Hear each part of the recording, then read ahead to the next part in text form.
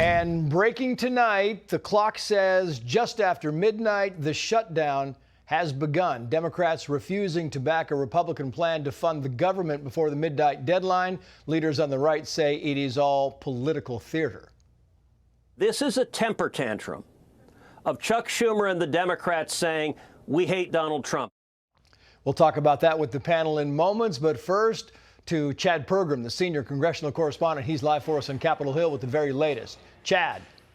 Trace, hey there. Well, consider what a government shutdown does. Government programs have just ceased a couple of moments ago because they don't have any direction or funding from Congress.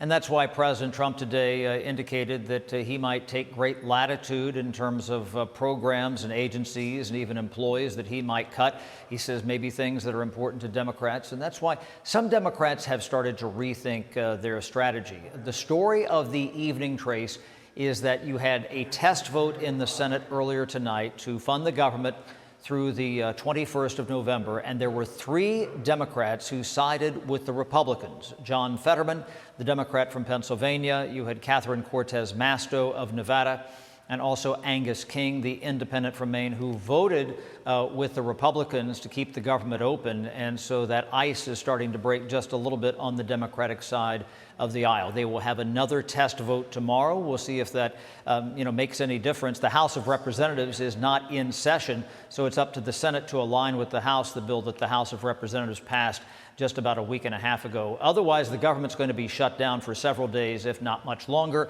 There is Yom Kippur tomorrow night, so there will be no votes in the Senate Wednesday night sundown to Thursday night sundown, and that's why some people are bracing for the first shutdown since 2019. Trace?